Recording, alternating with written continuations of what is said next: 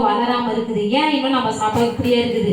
ஏன் விசுவாசம் இன்னும் ஒரு ஆவிக்குரிய வாழ்க்கையில ஒரு வளர்ச்சி இல்லை, ஒரு ஆசீர்வாதம் இல்லை, ஒரு நன்மை இல்லை? ஏன் இல்லை அப்படின்னு கேட்டாக்கா, இன்னும் பரிசுத்த ஆவியானவரை நம்ம அறிந்து கொள்ளவே இல்லை. அல்லேலூயா. ஏன்னு சொன்னாக்கா, நம்ம திருத்துவ தேவன் தான் நமக்கு.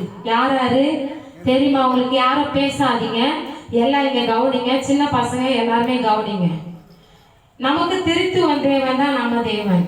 முதல்ல பிதா, குமாரன், பரிசுத்த ஆவியானவர்.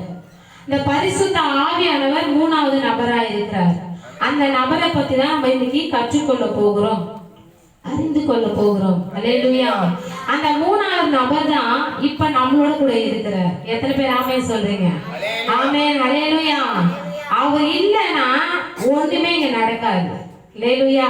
அப்ப அவர் நமக்கு வேணும். அந்த பரிசுத்த ஆவியானவர் நமக்குள்ள வந்துட்டாக்கா, இப்படி ஒரு திட்டம்லாம் நம்ம என்ன பண்ண மாட்டோம், வாங்கவே மாட்டோம். ஏன்னு கேட்டா, எல்லாத்திலயுமே நம்ம பர்ஃபெக்ட் ஆயிடும், எல்லாத்திலும் நம்ம சரியாயிடும். இப்ப இந்த உலகத்துல நம்ம கூட எப்பவுமே இருக்கிறது யாருன்னு பார்த்தாக்கா, பரிசுத்த ஆவியானவர் மட்டும்தான். அல்லேலூயா. உங்களுக்கு எல்லாவற்றையும் போதிக்கிறவர், உங்களுக்கு எல்லாவற்றையும் நடத்துகிறவர், உங்களுக்கு எல்லா நன்மைகளும் சொல்லி தருகிறவர், உங்களுக்கு நல்ல ஆலோசனைகளை தருகிறவர் யார் என்று சொன்னால் பரிசுத்த ஆவியானவர். அல்லேலூயா. ஏன் சொன்னா, வேதம் சொல்லுகிறது, ஒருவர் எனக்கு தெரிவிக்காவிட்டால் எனக்கு எப்படி தெரியும் என்று வேதம் சொல்லுகிறது. பரிசுத்த ஆவியானவரை பத்தி தெரியலன்னா நீங்க அவரை பற்றி எப்படி கற்றுக்கொள்வீங்க? அவர் வரதை உங்களால எப்படி உணர முடியும்? இன்னைக்கு நம்ம சபையில பாஸ்டர் சொல்லுவாங்க, 22 23 பேருக்கு மேல என்ன பண்றோம், திருவிருந்து எடுக்கிறோம்.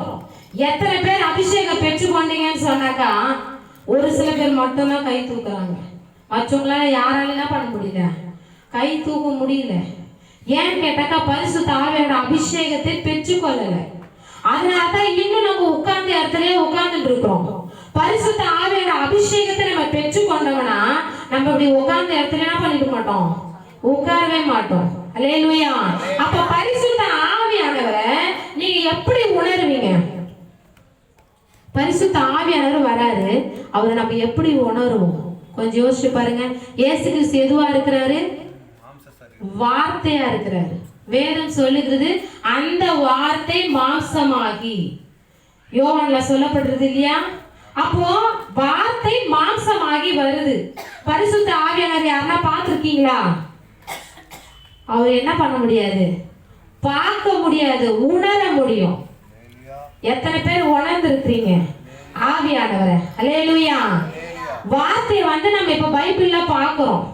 இதே பார்த்துட்டே இருந்தா சரியாயிடுமா? இதுல வார்த்தை தானே, இது நம்ம பார்த்துட்டே இருக்கிறோம்.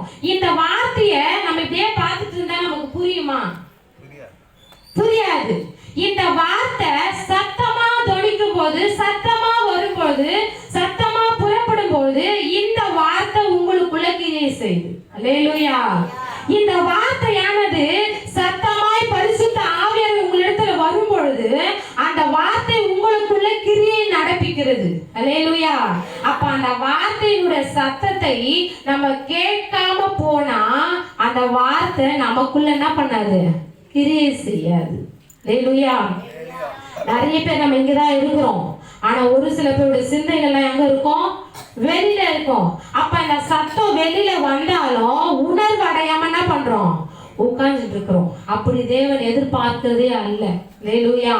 நல்லா தெளிவா தெரிஞ்சுக்கீங்க.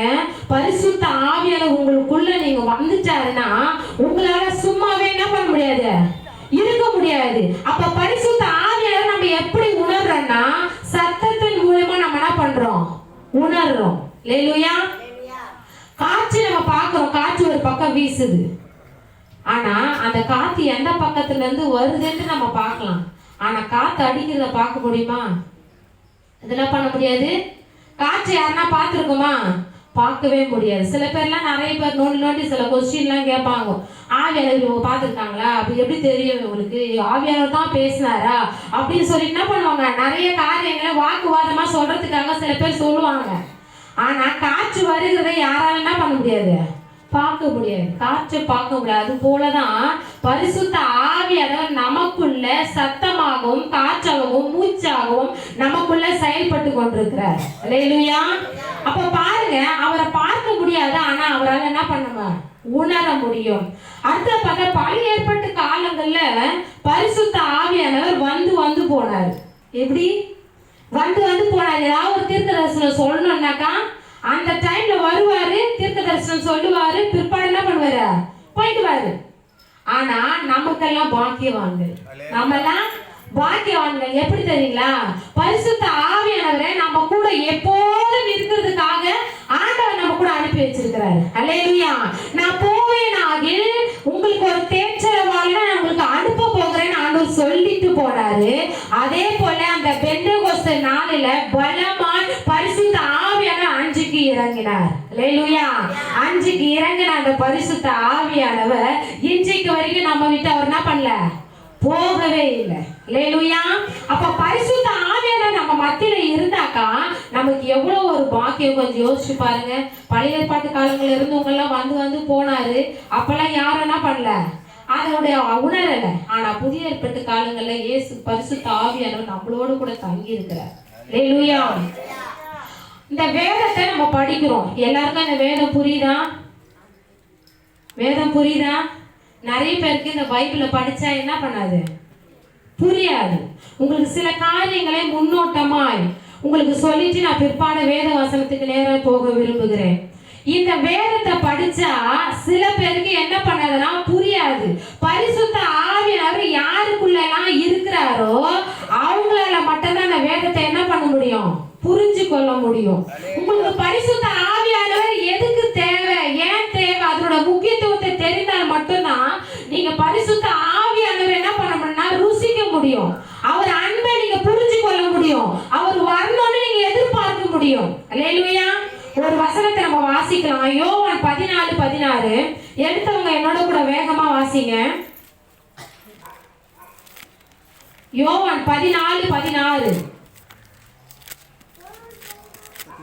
நான் பிதாவை வேண்டிக் கொள்ளுவேன், அப்பொழுது என்றென்றைக்கும் உங்களுடனே கூட இருக்கும்படிக்கு சத்திய ஆவியாகிய வேறொரு தேற்றரவாளனை அவர் உங்களுக்கு தந்தருளுவார். அல்லேலூயா.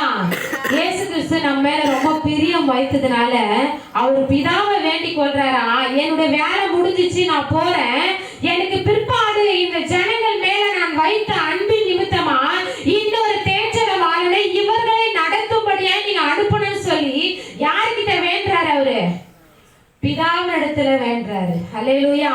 அவர் வேண்டினது போல, ஏன் தெரியுமா, நம்ம மேல வைத்த அன்பின் நிமித்தமா. அல்லேலூயா. அப்ப இன்றைக்கு பரிசுத்த ஆவியானவர் நம்ம இடத்துல தேற்றரவாளனா நம்ம இடத்துல வந்திருக்கிறார். அவரை பெற்றுக் கொள்வதற்கு ஒரு காரணம் நமக்கு முக்கியமா வேணும். எல்லாரும் மேல ஆண்டவர் அபிஷேகத்தை ஊற்றுவாரா? அல்லேலூயா. சில பேர்லாம் சொல்லுவாங்க ஞானஸ்தானம் எடுத்தாதான் அபிஷேகத்தை ஊற்றுவாரு, இல்லைன்னா கிடையாது. அப்படியெல்லாம் எதுவுமே கிடையாது. அல்லேலூயா. நம்ம இப்ப நம்ம சரீரத்துல இப்ப நமக்கு இந்த உடம்புல உயிர் இருக்கிறதுனால நம்மளால என்ன பண்ண முடியுது, தொட்டா நம்மளுக்கு உணர்வு வருது. ஆமாவா இல்லையா? இதே அந்த சரீரத்துல உயிர் இல்லைன்னா தொட்டா அந்த சரீரத்துக்கு உணர்வு இருக்குமா? இருக்காது.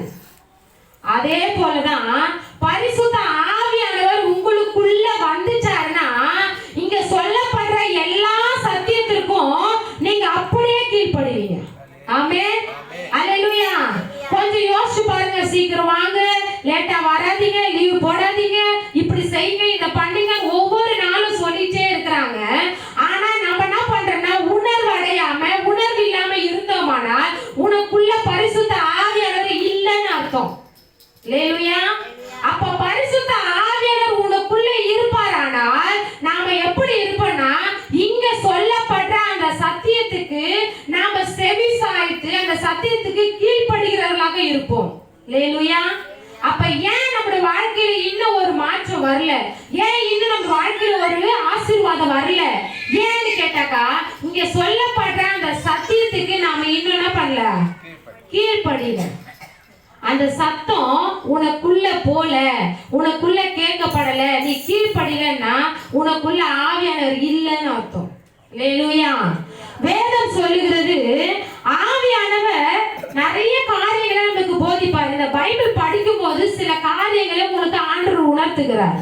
ஆமென். இந்த பைபிள் படிச்சா எல்லாருக்கும் புரியாது. ஆவியானவர் உள்ள இருக்கிறவங்களுக்கு மட்டும்தான் இது புரியும். அல்லேலூயா. எல்லாரும் சில பேர் நார்மலா உங்களுக்கு படிச்சு பாருங்க, நல்ல பட்ட படிப்பு படிச்சவங்க எல்லாருக்கும் பைபிள் கொடுத்து பாருங்க, அவங்க நல்லா படிப்பாங்க, கடகடன்னு படிச்சுட்டு போட்டு போயினே இருப்பாங்க. இதுல அர்த்தத்தை சொல்லுங்கன்னா அவங்களால என்ன பண்ண முடியாது, சொல்ல முடியாது. ஆவியானவர் உள்ள இருந்தாதான் இந்த வேத வசனம் நம்மளோட கூட என்ன பண்ணும், பேசும். ஏன் சொல்லுங்க? இதை எழுதினவர் யாரு? ஆவியானவர். அல்லேலூயா. இப்ப நான் எழுதுற ஒரு மெசேஜ் ஐயா கிட்ட கொடுத்து நீங்க பண்ணுங்கன்னு சொன்னா அவருக்கு என்ன பண்ணாது, புரியாது. இப்ப அவரு எழுதுன மெசேஜ் நான் எழுதி நானே உங்களுக்கு மெசேஜ் கொடுனா என்ன பண்ணாது, புரியாது. அவர் எந்த பாணியில் எழுதினாரு, என்ன யோசிச்சு எழுதினாரு, என்ன இது பண்ணாருன்னு சொல்றது எனக்கும் புரியாது, அவருக்கும் புரியாது. ஏன்னு கேட்டாக்க அதை நான் எழுதல, அதே மாதிரி அவர் வச்சுக்கிறது நான் அவர் எழுதல இல்லையா? அப்ப ஏன் வேத வசனத்தை படிக்கிறதுக்கு ஆவியானோட உதவி நமக்கு தேவை என்றால், வேத வசனத்தை எழுதியவர் பரிசுத்த ஆவியானவர். அப்ப இதை கற்றுக்கொள்ள வேண்டுமானால் பரிசுத்த ஆவியானவர் நமக்குள்ள என்ன பண்ணணும், வாசம் பண்ணணும். பரிசுத்த ஆவியானவர் நமக்குள்ள வாசம் பண்ணணும்னா வேதம் சொல்லுகிறது நீ தாகமா இருக்கணும். அல்லேலூயா. அப்ப தாகம் உள்ளமே தண்ணீரை ஆண்டவர் ஊற்றுவேன் என்று சொல்லுகிறார்.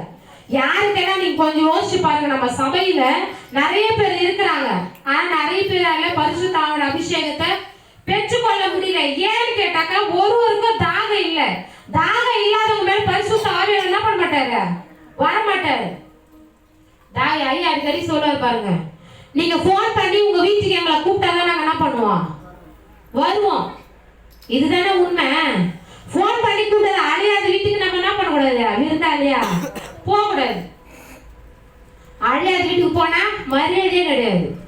அதனால என்ன பண்ண மாட்டாரு, ஐயாவே சொல்றாரு. ஊழியக்காரர் என்ன பண்றாரு, நீங்க போன் பண்ணி என் வீட்டுல பிரச்சனை இது இருக்குது வாங்க ஜோம் பண்ணிட்டு போங்க சொன்னா மட்டும்தான் நான் வருவேன்றாரு. அப்ப ஆவியானவர் எதிர்பார்க்கிற ஒரு விஷயம், நீ நான் வரணும்னு சொல்லி எதிர்பார்த்தையானால் நான் வரணும்னு சொல்லி தாகத்தோட இருக்கணும்னு சொல்றாரு. அல்லேலூயா. அப்ப தாகத்தோட இல்லாதவங்களுக்கு பரிசுத்த ஆவியோட அபிஷேகத்தை என்ன பண்ண முடியாது, பெற்றுக்கொள்ள முடியாது. பரிசுத்த ஆவியானவர் பெற்றுக்கொள்ள நீ ஒரு சார் தங்கம் எடுத்துட்டு வரணும், இல்ல 1 லட்சம் ரூபாய் எடுத்துட்டு வரணும், இல்ல பட்டு புடவை உடுத்திட்டு வரணும் கேக்குறாரு, கிடையாது. ஆவியானவர் உனக்குள்ள உண்மையாகவே வரணும்னு நினைச்சீங்கன்னா, உங்களுக்குள்ள வரணும்னு நினைச்சீங்கன்னா நீங்க தாகத்தோட இருக்கணும். இன்னைக்கு நான் போறேன் ஏசப்பா, எனக்கு அந்த பரிசுத்த ஆவியோட அபிஷேகம் வேணும், அதற்கு எனக்கு உங்களோட சமூகத்துல ஒப்பு கொடுக்கிறேன்னு சொல்லி யாரெல்லாம் தாகத்தோட இருந்தா போதும், நம்ம சபையில இருக்கிற சின்ன பிள்ளைங்க கூட தீர்க்கதரிசனம் சொல்லுவாங்க. ஆமென். அல்லேலூயா. சின்ன பிள்ளைங்க வாயில கூட ஆண்டவர் துதியை ஏற்படுத்துவாரு. இன்னைக்கு இந்த பிள்ளைங்க எல்லாம் வாலிப பிள்ளைங்களா சொல்லிட்டே இருக்கிறோம், கண்ணை மூடு, ஜெபம் பண்ணு, ஆராதனை பண்ணு, ஏன் இப்படி இருக்கிற, வேத வசனத்தை கேளு, அடிக்கடி நம்ம திட்டிட்டே இருக்கோம். ஏன்னு கேட்டாக்கா பரிசுத்த ஆவியானவர் மேல தாகமும் இல்லை, பயமும் இல்லை.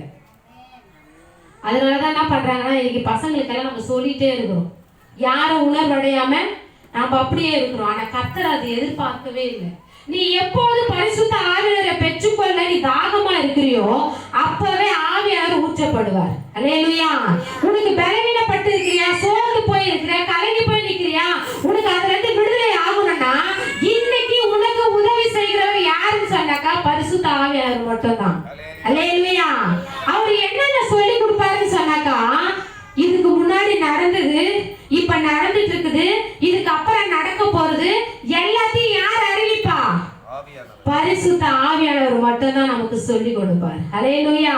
அப்ப இதுக்கு அப்புறம் நடக்க போறதெல்லாம் யார் நமக்கு அறிவிக்க போகிறா, ஆவியானவர் மட்டும்தான். நல்லா யோசிச்சு பாருங்க, எங்கெங்கயோ ஜோசியக்காரெல்லாம் நம்ம ஓடி போய் பார்க்கிறோம். இதுக்கப்புறம் என் கையரேகைய பார்த்து என் வாழ்க்கை எப்படி இருக்கும் கொஞ்சம் சொல்லுங்களேன். நான் பணக்காரன் ஆயிடுவா, வசதி ஆயிடுவேனா, என் பிள்ளைங்க இப்படி நல்லா படிக்குமா, என் குடும்பம் இப்படி ஆயிடுமான்னு சொல்லிட்டு ஒரு ஜோசியக்காரங்கிட்ட போயிட்டு நம்ம என்ன பண்றோம், கையை நீட்டி கொடுத்து இது இப்படி என்ன என் வாழ்க்கை எப்படி இருக்கும்னு காட்டுறோம். ஆனா வேதம் சொல்லுது இதுக்கு முன்னாடி நடந்தது, இப்ப நடந்துட்டு இருக்குது, இதுக்கு அப்புறம் நடக்க போறது எல்லாவற்றையும் உனக்கு போதிக்கிறவர் பரிசுத்த ஆவியானவர். அல்லேலூயா. உன் வாழ்க்கை எப்படி இருக்கும், இதுக்கு பிற்பாடு உன் வாழ்க்கை எப்படி மாற போகுது, இதுக்கு பிற்பாடு நீ என்ன நிலைமையில் இருக்க போகிறாய், எப்படி இருக்க போகிற எல்லா காரியங்களையும் உங்களுக்கு பரிசுத்த ஆவியானவர் திட்டவட்டமாய் வெளிப்படுத்துவார். அல்லேலூயா. நல்லா யோசிங்க. இனிமே யார்கிட்டயும் போய் என்ன பண்ணாதீங்க, எனக்குள்ளவே ஒரு ஆவியானவர் இருக்கிறார். அல்லேலூயா. அவர் உன்னை குறித்து சொல்லுவார், உனக்கு பின்னாடி வரவங்களை குறித்து என்ன பண்ணுவாங்க சொல்லுவார். அல்லேலூயா. அப்ப அந்த ஆவியானவரை நீங்க வாஞ்சிப்பீர்களானால், அந்த ஆவியானவர் நீங்க தாகத்தோட விரும்புவீர்களானால் அவர் உங்க மேல பலமா இறங்குவார். அல்லேலூயா. அந்த பரிசுத்த ஆவியானவருக்கு சில காரியங்கள்லாம் வெளிப்படுத்துறாரு. அவர் எப்படி வெளிப்படுவார், சில அடையாளங்கள் மூலமா என்ன பண்ணுவார், அவரு வெளிப்படுத்துறார். பரிசுத்த ஆவியோட அபிஷேகத்தை பெற்றுக்கொண்டவர்களுக்கு ஒரு சில காரியங்கள் மூலமா சில உணர்வுகள் உண்டாகும். அல்லேலூயா. அவர் வேதத்துல நிறைய காரியங்கள் நிறைய சொல்லிட்டே போனா உங்களுக்கு நேரம் பார்த்தாது, டைம் ஆயிடும். பாஸ்டர் நிறைய டைம் எடுத்துட்டாரு, அதனால உங்களுக்கு ஓரலா சொல்லிட்டு போய்க்கிற பரிசுத்த ஆவியை பத்தி சொல்லணும்னா 2 நாள் கூட பத்தாது. அவ்வளவு காரியங்கள் வேதாங்கமத்துல எழுதி வச்சிருக்கிறாரு. ஆனா உங்களுக்கு நேரம் இல்லாதனால நான் ஷார்ட்டா எல்லாத்தையுமே சொல்லிட்டு போறேன். அல்லேலூயா. அவர் புறாவை போல வெளிப்படுகிறார், தண்ணீராய் வெளிப்படுகிறார், காற்றை போல, அக்கினியை போல, எண்ணெயை போல என்ன பண்றார், பரிசுத்த ஆவியானவர் வெளிப்படுகிறார். பரிசுத்த ஆவியானவர் மனுஷனுக்குள்ள வரும்போது உடம்பு சிலிர்க்கிறதை போலவும், நாவுகள் புரளப்பட்டு அந்நிய பாஷை பேசுகிறது மூலமாகவும், அக்கினி உடம்பு எரிகிறது போலவும் இப்படிப்பட்ட சிம்டம்ஸ்கள் என்ன பண்ணும் நமக்குள்ள ஏற்படும். அல்லேலூயா. அந்த சிம்டம்ஸ்லாம் நம்ம கூட வந்துச்சுன்னா ஆவியானவர் நம்ம மேல இறங்குறார் என்பதை நீங்க என்ன பண்ணணும், உணரணும். அப்ப விட்டு கொடுக்கும் போது ஆவியானவர் என்ன பண்ணுவார்னா உங்களோட கூட இடைப்படுவார். அல்லேலூயா. இங்க நின்னு ஆவியானவர் பேசுறாரு ஊழியக்காரர் மூலமா. இங்க நின்னு ஆவியானவர் ஊழியக்காரர் மூலமா பேசுறாருன்னா உங்களுக்குள்ள ஒரு ஆவியானவர் இருப்பார்ல, எல்லாம் ஒரே ஆவியானவர் தான். அல்லேலூயா. அவர் பேசும்போது சில காரியங்களை உங்களுக்குள்ள அவர் கிரியேட் பண்ணுவார், உருவாக்குவார். சில காரியங்களை உங்களுக்கு கற்றுக் கொடுப்பார். அதற்கு உங்களுக்கு ஆவியானவர் தேவை. அல்லேலூயா. அந்த ஆவியானவரை நீங்கள் பெற்றிருக்க வேண்டும். அந்த ஆவியானவரை நீங்க தாகத்தோட கேட்கும்போது அந்த ஆவியானவர் உங்களுக்கு பலமா இறங்குவார். அல்லேலூயா. அப்ப அவரை நம்ம பெற்றுக்கொள்ள வேணும்னா என்ன செய்யணும், ஒரு வசனத்தை நம்ம வாசிக்கலாம். ஏசாயா 44:3. ஏசாயா 44:3. நான் ஏற்கனவே சொல்லிட்டேன் உங்களுக்கு. தாகம் உள்ளவே தண்ணீரையும் வறண்ட நிலத்தின் மேல் ஆறுகளையும் ஊற்றுவேன், உன் சந்ததியின் மேல ஆவியும் உன் சந்தானத்தின் மேல ஆசீர்வாதத்தையும் ஊற்றுவேன். அல்லேலூயா. நான் முதல்ல சொன்ன பாருங்க, உங்களுக்கு தாகம் உள்ளது மேல தான் பரிசுத்த ஆவியானவர் என்ன பண்ணுவாரு, வருவாரு. அப்ப நல்லா புரிஞ்சுங்க. இன்னும் நீங்க அபிஷேகம் பெற்றுக்கொள்ளாம இருக்கிறீங்களா, நல்லா யோசிச்சுங்க.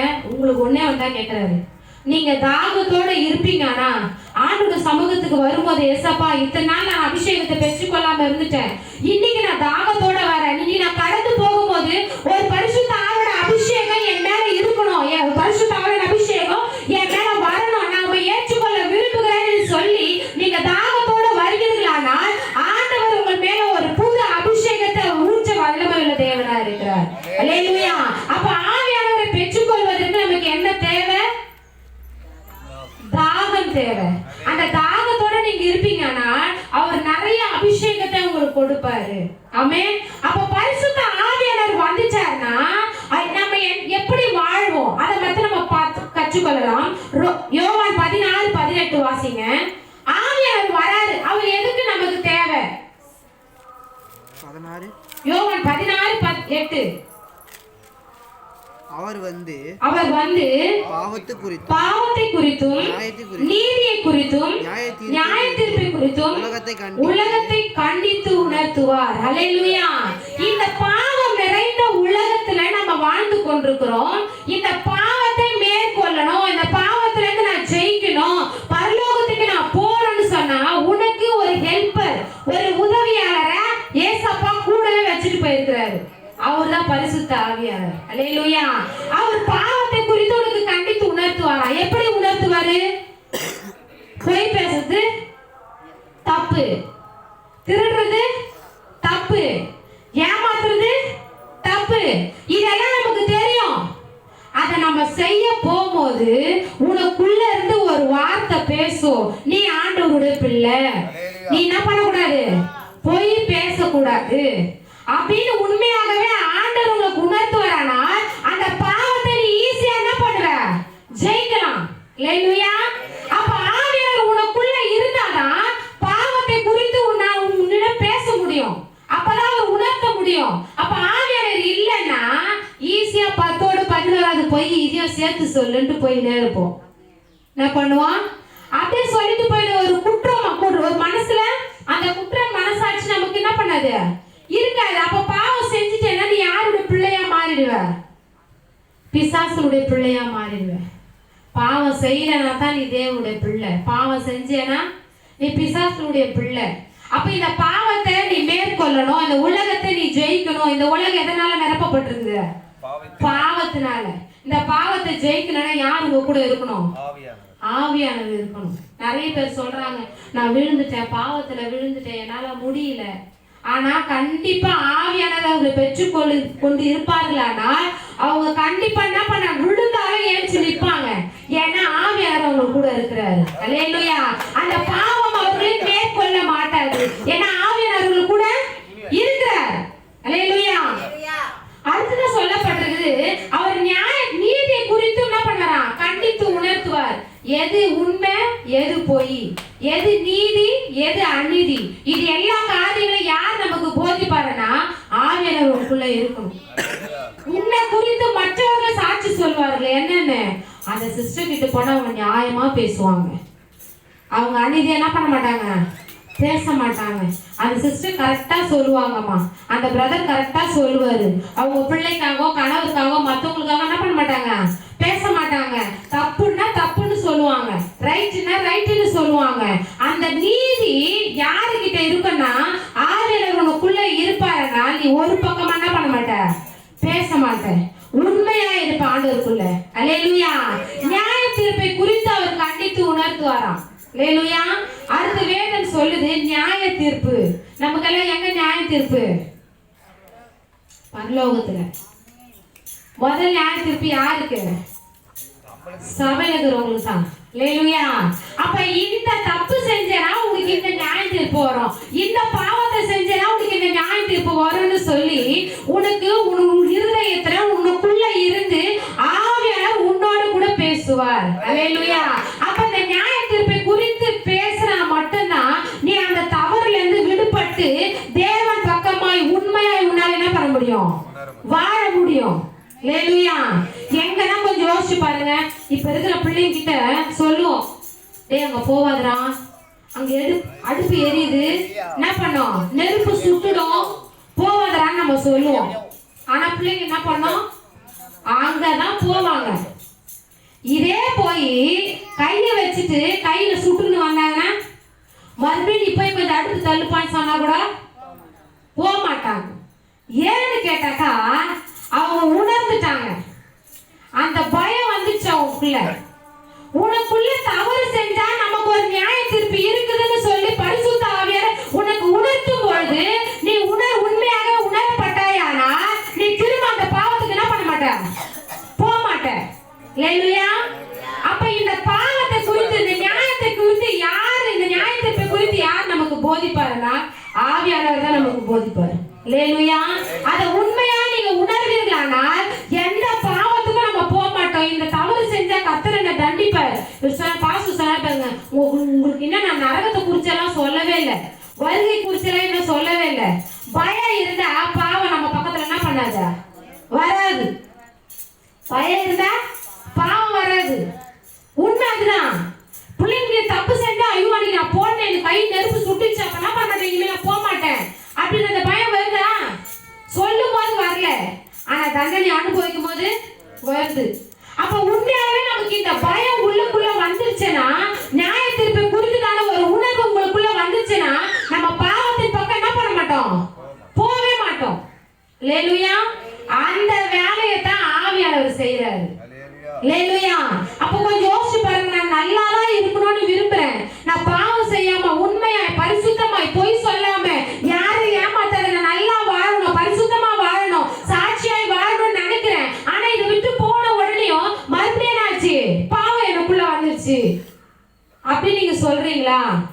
அப்ப நீங்க என்ன பண்ணனா இன்னும் ஆவியானவரை பெற்றுக்கொள்ளல. அந்த ஆவியானவர் உங்களுக்குள்ள இருந்துட்டாருன்னா நீங்க இதை விட்டு போனா கூட உங்க கூட என்ன பண்ணுவாரு? அவர் இருப்பாரு. அல்லேலூயா. அவர் சொல்றாரு, நான் உன்னை விட்டு விலகுவதும் இல்ல, உன்னை கைவிடுவதும் இல்ல, எப்போதும் உன் கூட இருக்கிறாரு. உன் நிழல் கூட உன்னை விட்டு போயிடலாம். உன் நிழல் கூட ஒரு சில டைம் தான் நம்ம நிழல் நம்ம கூட இருக்கும். பார்த்துருக்கீங்களா? நம்ம வெளிச்சம் எந்த பக்கம் வருதோ அதுக்கேற்றப்ப நம்ம நிழல் என்ன பண்ணோம்? காட்டும். ஒரு சில டைம்ல நம்ம நிழல் நமக்கே தெரியாது. என்னை பொறுத்தவரையும் நம்ம நிழல் நம்ம கூடவே இல்லைன்னா கூட அந்த ஆவியானவர் வந்துட்டாருன்னா உங்க கூட எப்போதுமே இருப்பாரு. அல்லேலூயா. அந்த ஆவியானவரை பெற்றுக்கொண்டா போதும். அவருக்கு கிரேக்கர் மொழியில சில வார்த்தைகள் கொடுக்குறாங்க. என்னன்னு சொன்னாக்கா, விசுவாசிகளின் நண்பனா. பரிசுத்த ஆவியானவருக்கு பேர் வச்சிருக்காங்க. விசுவாசிகளின் நண்பன், வழக்கறிஞர், நல்லோசனை சொல்லுகிறவர், மத்தியஸ்தர், உதவி செய்கிறவர் அப்படின்னு பரிசுத்த ஆவியானவருக்கு நிறைய பேர்கள் என்ன பண்ணிருக்காங்க? வச்சிருக்காங்க. உண்மையை யோசிச்சு பாருங்க. உன் நண்பன் கூட தூரம் உன்னை விட்டு என்ன பண்ணுவான்? போயிடுவான். ஆனா உனக்கு எப்போதுமே உன் கூட இருந்து நல்லது கெட்டது எல்லாத்தையுமே சொல்லி தருவார் அவர்தான். உனக்கு நல்ல வழக்கறிஞர் அவர்தான். உன்னை தேய்ச்சி நடத்துகிறவர் அவர்தான். உனக்கு போதிக்கிறவர் அவர்தான். உனக்கு உதவி செய்கிறவர் அவர்தான். அல்லேலூயா. அப்ப எப்பெல்லாம் உங்களுக்கு உதவி செய்வார்? நீ ரொம்ப பலவீனப்பட்டு சோர்ந்து போய் உட்கார்றப்பெல்லாம், குட்டீஸ் நீங்க எப்பெல்லாம் சோர்ந்து போய் உட்கார்றீங்களோ அப்பெல்லாம் உங்களுக்கு உதவி செய்யறதுக்கு யார் வருவானா? பரிசுத்த ஆவியானவர் மட்டும்தான் வருவார். அல்லேலூயா. இன்னைக்கு ஏன் ஆண்டவர் இதை பேச சொன்னாருன்னு எனக்கு தெரியல. நம்ம சபையில ஏன் இன்னும் உணர்வு அடையாம இன்னும் அப்படியே உட்கார்ந்து இருக்கிறாங்க? இன்னைக்கு இந்த வாரம் ஐயா இவ்வளவு நேரம் ½ மெசேஜ் கொடுக்குற டைம் முடிய எடுத்துட்டாரு. இவ்வளோ நேரம் பேசினாரு. இது இத்தனை பேர் வந்திருக்கீங்களா? அடுத்த வாரமும் நீங்க வருவீங்க. அடுத்த வாரமும் பாருங்க. அல்லேலூயா. ஆனா ஒரு சொல்லுங்களா, பரிசுத்த ஆவியாரை நீ பெற்றுக்கொண்டவங்களால சும்மாவே இருக்க முடியாது. ஏன் தெரியுங்களா? கூட 12 பேர் இருந்தாங்க, 70 பேர் இருந்தாங்க ஏசப்பா கூட. ஆனா எல்லாருமே ஏசப்பா கூட மட்டுமே இருந்தாங்க. எந்த வேலையும் என்ன பண்ணல, செய்யல. அவர் கூட போவாங்க, அவர் பேசுறத கேட்பாங்க, அவர் போட்டாங்க சாப்பிடுவாங்க, இங்க போறானா போவாங்க, இதெல்லாம் செஞ்சுட்டு இருந்தாங்க. தன்னிச்சையா அவங்களால என்ன பண்ண முடியல, செயல்பட முடியல. ஆனா எப்ப பெந்தெகோஸ்தே நாள்ல பரிசுத்த ஆவியானவர் இறங்கினாரோ அப்பவே அவங்க கிளம்பிட்டாங்க தனியா. அல்லேலூயா. கூட்டத்தோட கூட்டமா இருந்தவங்க தன்னிச்சு ஆளுக்கு ஒரு நாட்டுக்கு போ, ஆளுக்கு ஒரு ஏரியாவுக்கு போ, நீங்க போய் ஆண்டவரை பத்தி சொல்லுன்னு சொல்லி என்ன பண்ணாங்க? கிளம்பிட்டாங்க. அங்க போன இடத்துல அற்புதம் நடந்துச்சு. அல்லேலூயா. போன இடத்துல அதிசயம் நடந்துச்சு. போன இடத்துல ஒரு மராக்களை செய்யறாங்க. அல்லேலூயா. நான் தானே செய்யறேன்னு நமக்கே ஆச்சரியமாயிடும். ஆமென். அப்ப பரிசுத்த ஆவியானவர் நமக்குள்ள வந்துட்டாருன்னா நம்ம இங்க உட்கார்ந்து இருக்க முடியாது. இந்நேரம் நம்ம சபையில ஆத்துமா என்ன பண்ணிருக்கோம்? நிரம்பி வழிஞ்சிருக்கும். பேதுரு படிக்காதவன் தான். ஒண்ணுமே தெரியாது. மீன் பிடிக்கிற மீனவர் படிக்காத கூட எழுத தெரியாது, படிக்க தெரியாது. ஆனா ஒரு பிரசங்கத்துல 3000 பேர் ரட்சிக்கப்படுறாங்க. எப்படி? அந்த பரிசுத்த ஆவியானவர் வந்ததுனால. அல்லேலூயா. இன்னைக்கு போதகர் சொல்லிட்டு இருந்தாரு, இத்தனை வருஷமா வரீங்களே, ஒரு விசுவாசி ஒரு ஆத்மாவை உங்களால கூப்பிட்டு வந்து முடிஞ்சுதா? சத்தியத்தை சொல்லி சுவிசேஷத்தை சொல்லி ஆண்டு உனக்காக பாவங்களுக்காக மரித்தாரு, ரத்தம் சிந்தினாரு, உனக்காக தான் ஜீவனை கொடுத்தாரு, வந்து சபையில வந்து பாருன்னு நம்மளால சொல்ல முடியுதா? இன்னைக்கு கொஞ்சம் யோசிச்சு பாருங்க. அப்படி நம்ம சொல்வோமானா இன்னைக்கு இந்த சபை என்ன பண்ணது? காலியாவே இருக்காது. இன்னும் திரள் கூட்டம் இருக்கும் அந்த சபையில. அல்லேலூயா. அப்ப ஆவியானவரை நம்ம கற்றுக்கொள்ளணும், ஆவியை நம்ம அறிந்து கொள்ளணும். ஆவியை பெற்றுக்கொள்வதற்கு உண்டான தாகம் நமக்குள்ள இருந்துச்சாலே பரிசுத்த ஆவியானவர் தேவ கிருபை சபையில் இருக்கிற எல்லா விசுவாசிகள் மேல கர்த்தர் ஊற்றுவார். அல்லேலூயா. அந்த பரிசுத்த ஆவியானவர் ஒவ்வொரு மேல ஊற்றப்பட்டாலே நம்ம இங்க என்ன பண்ண சும்மாவே உட்கார முடியாது. பாஸ்டரே சொன்னார்னா கூட நம்மளால என்ன பண்ண முடியாது, உட்கார முடியாது. ஐயா அந்த ஆத்துமா வரேன்னு சொல்லிச்சு, நான் போய் பேசிட்டு வரேன், இருமா இந்த பிரேயர் அட்டெண்ட் பண்ணிட்டு போமா. இல்ல இருங்க, நான் போய் முதல்ல அவங்க என்ன பண்ணிடுறேன், கூட்டிட்டு வந்துடுறேன். உங்க வாயும் கையும் காலம் என்ன பண்ணாத, சும்மாவே இருக்காது. ஏன்னா ஆவியானவர் உனக்குள்ள இருந்துச்சாருன்னா நீ செயல்பட மாட்ட, ஆவியானவர் உனக்குள்ள இருந்து செயல்படுவார். அல்லேலூயா. அததான் கர்த்தர் எதிர்பார்க்கிறார். ஆமென். அப்போ இன்னொரு வேதத்தை நம்ம வாசிக்கலாம். ரோமர் 1:10 எடுத்தவங்க என்னோட கூட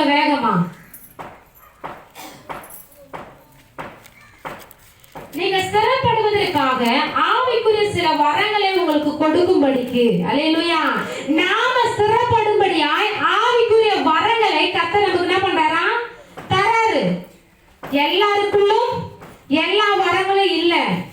எல்லாருக்குள்ளும் வரங்கள் வேண்டுமென்றால் யார் நமக்கு உதவி செய்வார்னா, நீங்க ஆவியானவர்கிட்ட கேட்டாதான் அந்த வரத்தை தருவாரு. ஆரம்பத்துல பாட்டு பண்ண மாதிரி இப்பவும் பாடிட்டு இருக்குது, ஆரம்பத்துல ஜெபம் பண்ண மாதிரி இப்பவும் ஜெபம் பண்ணிட்டு இருக்குது. அப்படி அல்ல, ஒரு வித்தியாசத்தை உங்களுக்குள்ள ஆண்டவர் என்ன பண்ணுவாரு? காட்டுவார். உனக்குள்ள பரிசுத்த ஆவியானவர் இருந்துட்டானா வரங்கள் உனக்குள்ள செயல்படும். ஆமென். நீங்க பாத்திருக்கீங்களா? பரிசுத்த ஆவியோட அபிஷேகத்தை நிறைஞ்சு ஜெபம் பண்ணி பாருங்க, உங்க முகங்கள் பிரகாசிக்கப்படும். அல்லேலூயா. நீங்க Dress உடுத்துறீங்க பாத்தீங்களா, அந்த Dressல கூட வித்தியாசத்தை காட்டுவாரு. ஆமென். நீங்க சபைக்கு வரீங்க பாத்தீங்களா, அதுல கூட ஆண்டவர் வித்தியாசத்தை காட்டுவாரு.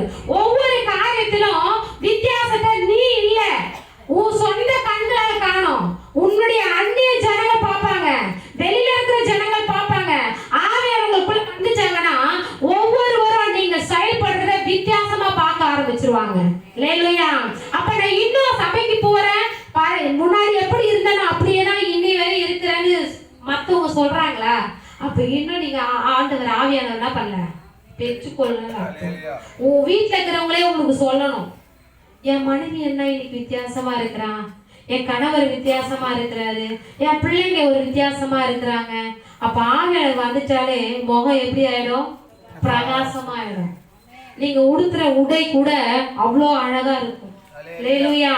அப்ப ஏன் நமக்குள்ள ஒரு மாற்றம் வரல, இன்னும் நமக்குள்ள ஒரு தெளிவு வரல, ஏன் நம்ம இப்படியே இருக்கிறோம்னு கேட்டாக்கா, இன்னும் ஆவியானவரை நம்ம பெற்றுக்கொள்ளாது இருப்பதனாலதான் இப்படி ஒரு நம்முடைய வாழ்க்கையில இப்படி ஒரு போராட்டங்கள் நடந்து கொண்டிருக்கு. அல்லேலூயா. இன்னும் சில பேருக்கு வியாதி போல, இன்னும் சில பேருக்கு தரித்திரம் மாறல, இன்னும் சில பேருக்கு கட்டுகள் போல. ஏன்னு கேட்டாக்கா, ஆவியானவர் வரும்போதுதான் இதெல்லாம் உடைக்கப்படும். ஆமென். ஆவியானவர் வந்தாதான் உங்களோட வாழ்க்கை சீர்படும். ஆவியானவர் வந்தாதான் உன் வாழ்க்கையில ஆசீர்வாதம் உண்டாகும். அல்லேலூயா. அப்ப அந்த ஆவியானவர் இல்லாத வாழ்க்கை எப்படி? இந்த சரீரத்துல ஜீவன் இல்ல, சுவாசம் இல்லைன்னா செத்த சடலமா இருக்குதோ அந்த உடம்பு, அது போல ஆவியானவர் இல்லைன்னா கிறிஸ்துவோட வாழ்க்கை வெறும் பணம் தான். அல்லேலூயா. வெறும் பணம் தான்.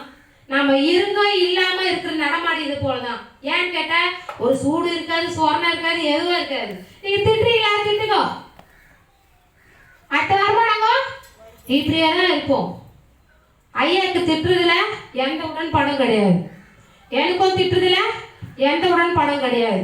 இப்ப நாங்க கேட்கறதெல்லாம் ஒரே வார்த்தை, ஆவியானவர் எங்க சபையில என்ன பண்ணோம்? ஊற்றப்படணும். நீங்க செய்யல, உண்மையாலுமே நீங்க செய்யல, நீங்க கீழ்ப்படியாம போகல. உங்களுக்குள்ள ஆவியானவர் வந்துச்சாருன்னா உங்களால நாங்க திட்டுற வரை இருக்க முடியாது. அல்லேலூயா. ஏன்னா நாங்க சொல்றதுக்கு நீங்க எழுந்து போயிடுங்க, ஆத்துமா கூட்டு வர. ஆமென். அததான் ஆண்டவர் விரும்புகிறாரு. அப்ப ஏன் இன்னும் நம்ம எழுப்பாம இருக்கிறோம்னா, நீங்க ஆவியானவரை பற்றி தெரிந்து கொள்ள, அவர் வந்தா எனக்கு என்ன நன்மை கிடைக்கும், அவர் வந்தா என்ன ஆசீர்வாதம் கிடைக்கும் என்பதை நம்ம புரிந்து கொண்டாலே போதும். ஆவியானவர் ஆச்சம் வச்சுக்க உன் மேல இறங்கிடுவாரு. அல்லேலூயா. வேதம் சொல்லுகிறது, ஆவியானவர் யார் மேல வருவாரு? உங்களுக்கு என்ன ஒரு அபிப்பிராயம் இருக்கு சொல்லுங்க. ஆவியானவர் யார் மேல வருவாரு தெரியுமா? அல்லேலூயா. வேதம் சொல்லுது. சில பேரா சொல்லுவாங்க, ஞானஸ்நானம் எடுத்ததுக்கு அப்புறம் தான் பரிசுத்த ஆவியானவர் ஏசப்பா மேல புறாவை போல வந்தாரு, அப்ப ஞானஸ்நானம் எடுத்தா மட்டும்தான் பரிசுத்த ஆவியானவர் வருவாரு. இப்படி எல்லாம் தப்பா நிறைய பேர் என்ன பண்றாங்க? சொல்றாங்க, நினைச்சுக்கிறாங்க, சொல்றாங்க. ஆனா வேதம் அப்படி சொல்ல. மாம்சமான யாவர் மேலும் என் ஆவியை ஊற்றுவேன். அல்லேலூயா. இந்த மாம்ச தேகம் உள்ள எல்லார் மேலும் ஆண்டவர் என்ன பண்ணுவாராம்? அபிஷேகத்தை ஊற்றுவார். ஆவியானவர் எல்லார் மேலும் வருவார். அல்லேலூயா. இந்த சின்ன குழந்தை மேல கூட ஆண்டவர் அபிஷேகத்தை என்ன பண்ணுவாரு? ஊற்றுவாரு.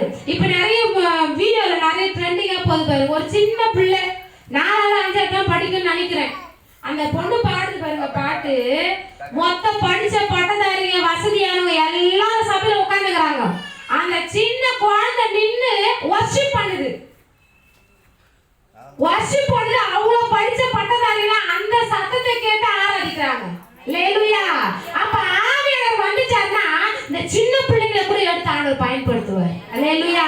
இன்னைக்கு ஒரு ஜெபிக்க கூட தெரியல, சாட்சி செய்யறா சொல்ல தெரியல. ஏன்? ஆவியானவர் நமக்குள்ள இல்லாதனால.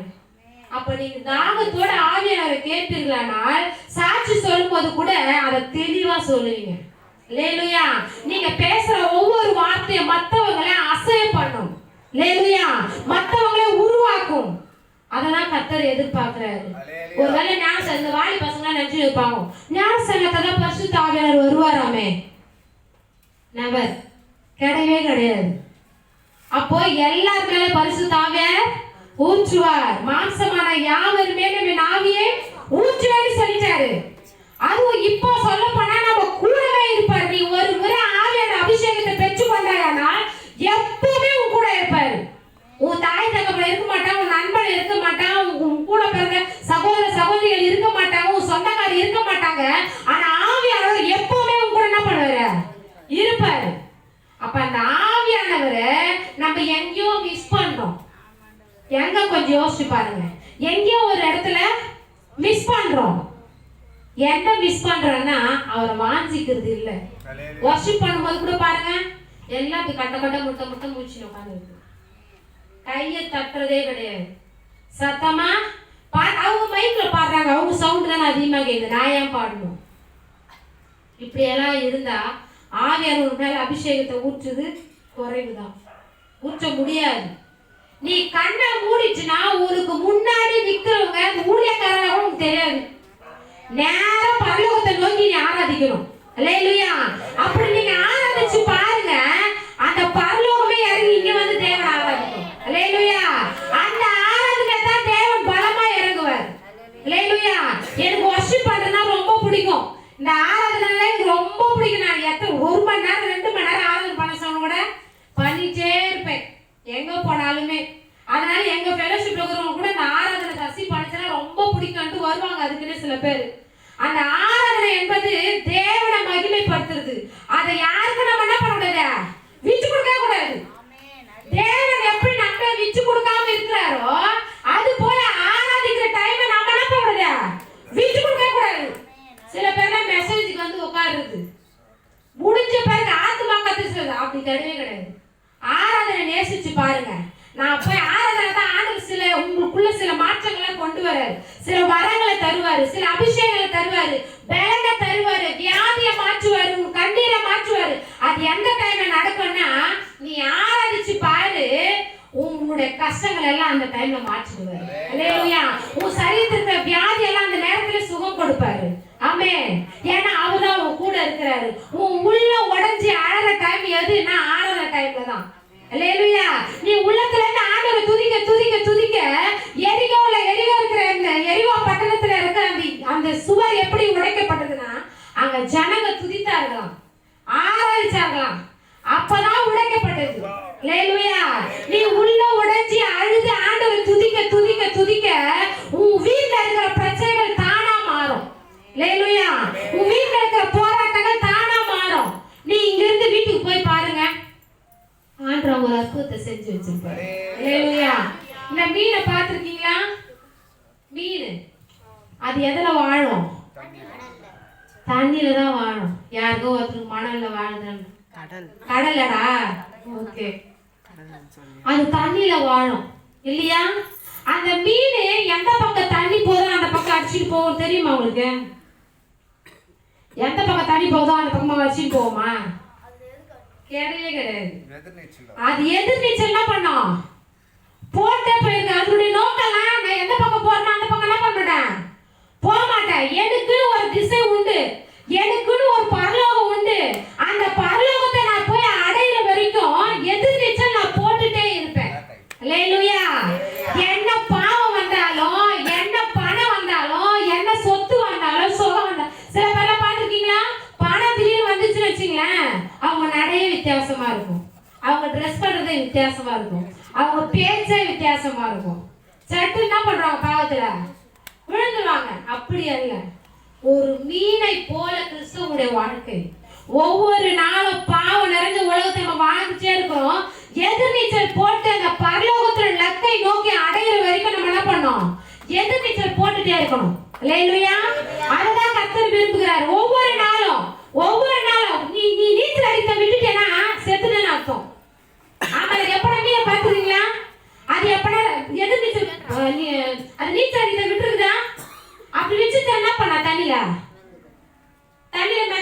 அர்த்தம்? அப்ப அது என்ன பண்ணனா எப்பவுமே நீச்சல் அடிச்சுட்டே இருக்கும். கிறிஸ்துவோட லைஃப் அப்படிதான். எப்பவுமே நீச்சல் அடிச்சுட்டு தான் பேலன் வேணும்ல. ஆமாவா இல்லையா? கொஞ்ச நேரம் உட்காந்துருந்தா அப்பாடி அப்பாடி நெரிச்சு உட்காந்துக்கிறோம். ஆமா தானே? கொஞ்ச நேரம் நிற்க முடியல, கால் வலிக்குது. ஏன்? பேலன் இல்லை. அப்ப இந்த உலகத்துல நம்ம பரலோகத்தை நோக்கி போற வரைக்கும் நமக்கு பேலன் அப்படியே இருக்குமா? இருக்காது. சில டைம்ல சந்தோஷம் வரும், சில டைம்ல துக்கம் வரும், சில டைம்ல கவலை வரும். அந்த டைம்ல என்ன பண்ணுவோம்? சோர்ந்து போய் உட்காந்துருவோம். ரைட்டா அந்த முகம் அப்படி ஆயிடும், ரைட்டா அந்த முகம் அப்படி ஆயிடும். அப்ப அந்த நேரத்துல உனக்கு பலனை தந்து, சத்துவத்தை தந்து, உனக்கு ஆலோசனை தந்து, உன்னை தேய்ச்சி ஆட்சி வழி நடத்துகிறவர் யார் என்றால் அவர் பரிசுத்த ஆவியானவர் மட்டுமே. அல்லேலூயா. அந்த ஆவியானவர் நீங்க பெற்றுக் கொள்வீர்களானால் உங்க வாழ்க்கையில எல்லாமே சக்சஸ் தான். அல்லேலூயா. அந்த ஆவியானவர் நம்ம கூட இல்லைன்னா எல்லாமே தோல்விதான். அல்லேலூயா. நல்லா புரிஞ்சுக்குங்க. இன்னைக்கு நான் ஒரு படி மேல போகாம இருக்கிறதுக்கு காரணம் ஆவியானவர் எனக்குள்ள இல்லை. ஆவியானவர் இருந்துட்டாருன்னா நீங்க வாங்க வாங்க நான் சொல்ல வேண்டிய கிடையாது. ஆவியானவர் உங்களுக்குள்ள இருந்துட்டாருன்னா கரெக்ட் டைமுக்கு வந்துடுவேன். இங்க என்ன சொல்றாங்களா சத்தியத்துக்கு கீழ்ப்படிவேன். அப்ப ஆவியானவர் இருந்தா மட்டும்தான் உங்களோட லைஃப்ல சக்சஸ். நீ சொல்ற வார்த்தைக்கு உன் வீட்டுக்காரர் கட்டுப்படுவார். நீ சொல்ற வார்த்தைக்கு உன் பிள்ளைங்க கீழ்ப்படியும். நீ சொல்ற வார்த்தைக்கு எல்லாரும் கீழ்படுத்தி கொடுப்பாரு. அல்லேலூயா. அப்ப ஆவியானவருக்குள்ள வந்துட்டாருன்னா எல்லாரும் உனக்கு கீழ்படுத்தி தருவாரு. அல்லேலூயா. இவங்க கிட்ட நீ இதை பேசணும், இவங்க கிட்ட நீ இதை பேசாத, இவங்க கிட்ட நீ இப்படி நடந்துக்கணும்ன்றதை யார் சொல்லி கொடுப்பா? ஆவியானவர் சொல்லி கொடுப்பாரு. அல்லேலூயா. அப்ப அந்த ஆவியானவர் நீங்க வாஞ்சிக்கும் போது கர்த்தர் நிறைய காரியங்களும் உங்களுக்கு கற்றுக் கொடுப்பார். இன்றையில இருந்து நீங்க கேளுங்க, ஆவியானவர் நீங்க எனக்குள்ள வந்துட்டீங்கன்னா என் வாழ்க்கையே சக்சஸ் தான், என்னோட வாழ்க்கையே வெற்றி தான். அப்ப அந்த ஆவியானவர் நான் எங்கேயோ மிஸ் பண்றேன், உங்களை நான் கேட்கல ஆண்டவரே, நீங்க கூப்பிட்டாரா வருவேன் ஊழியக்காரே சொல்றாரு. ஆவியானவர் நீங்க வாஞ்சிக்கலாம் உங்க மத்தியில வருவாரா? வரமாட்டாரு. அப்ப நீங்க என்னைக்கு ஆவியானவர் வாஞ்சியோட தாகத்தோட எதிர்பார்க்கறீங்களோ அன்றைக்கு இந்த சபை முழு ஃபுல்லா ஜனங்க இருப்பாங்க. அல்லேலூயா. எல்லாரும் முழங்கால் படிக்கிட்டு கொஞ்ச நேரம் ஆண்டவர் சமூகத்தில் ஆவியானவரே